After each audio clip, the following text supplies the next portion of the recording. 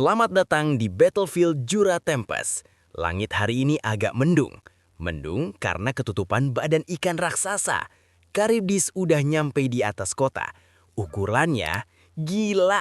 Ini sih bukan ikan, ini kapal induk terbang. Di sekelilingnya ada 13 megalodon alias hiu terbang yang siap nyerbu. Pasukan Tempest udah siap di posisi. Para penduduk non-kombatan, goblin cewek, anak-anak, dwarf udah dievakuasi ke bunker. Di garis depan, pasukan Kijin, Goblin Riders, dan tentu saja Rimuru yang lagi mode terbang pakai sayap kelelawar. Rimuru ngasih komando lewat Thought Communication. Dengar semua, ini raid boss pertama kita. Target utama, habisi dulu anak buahnya, Megalodon. Jangan biarin satu pun nyentuh tanah. Benimaru, lo komando serangan udara. Zoe, crowd control. Sion, serah lo deh mau ngapain asal musuh mati, pertempuran pecah. Para Megalodon nyerbu turun kayak rudal hidup. Tapi mereka salah pilih lawan. Benimaru, si merah, terbang pakai sihir gravitasi. Bakar mereka jadi seafood. Hell Flare, bola api hitam meledak di langit. Satu Megalodon langsung gosong jadi arang. Zoe, si ninja biru, nggak kalah sadis. Dia bikin jaring raksasa dari benang baja di langit.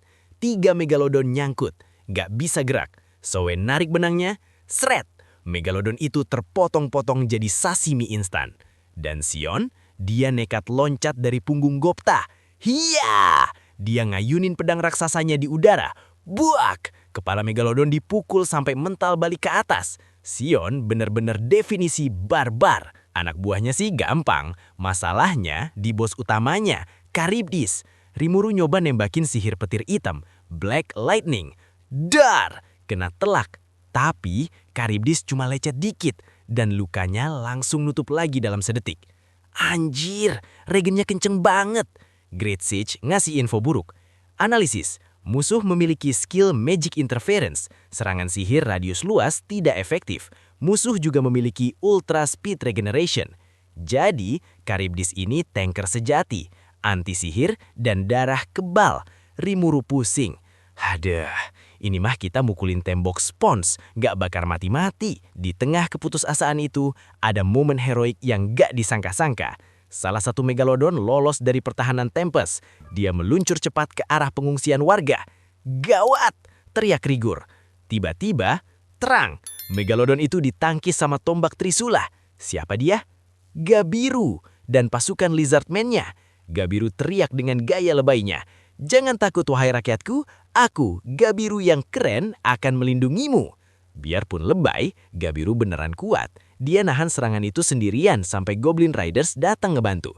Kali ini, kita harus akuin Gabiru emang pantas dapat respect. Balik ke Rimuru. Dia lagi adu mekanik sama Charybdis. Rimuru pakai pedang, nebas sisi Charybdis berkali-kali. Tapi setiap ditebas, tumbuh lagi. Ditebas, tumbuh lagi. Stamina pasukan Tempest mulai habis. Ini perang atrisi, adu daya tahan. Tiba-tiba, Charybdis teriak. Suaranya bukan suara monster, tapi suara Fobio yang terdistorsi. Milim! Mana Milim? Serahkan Milim! Rimuru loading bentar. Hah? Dia nyari Milim? Rimuru ngelirik ke bawah. Di alun-alun kota, Milim lagi duduk manis di bangku taman, makan keripik pentang sambil nonton pertempuran di langit. Dia kelihatan bosen. Milim lama banget sih. Rimuru langsung connect. Oh, ini gara-gara dendamnya si Fobio ke Milim. Jadi kita capek-capek perang, padahal targetnya lagi nyemil di bawah. Rimuru langsung terbang turun nyamperin Milim. Milim? Milim noleh. Apa? Udah selesai?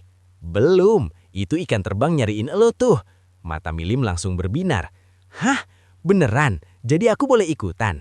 Rimuru ngangguk. Boleh, tapi ada syaratnya. 1. Jangan bunuh orang yang ada di dalam monster itu, Fobio. 2. Jangan hancurin kota gue. 3. Sekali serangan aja, one shot.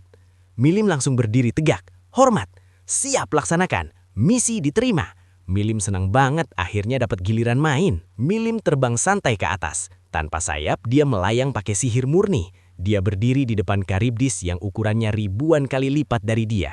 Charybdis nyerang pakai tentakel dan sihir gravitasi. Milim cuma senyum. Minggir ikan asin, Milim mengangkat tangan kanannya, ngebentuk pose pistol jari. Energi warna biru muda mulai ngumpul di ujung jarinya. Suaranya mendengung. Zing! Bukan bola api, bukan petir. Ini adalah energi murni penghancur stelar.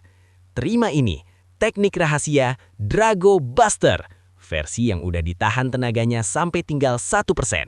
Blar! Sinar laser biru ditembakin dari jari mungil itu. Langit terbelah. Awan-awan hilang, sinar itu nembus badan Charybdis dari ujung ke ujung.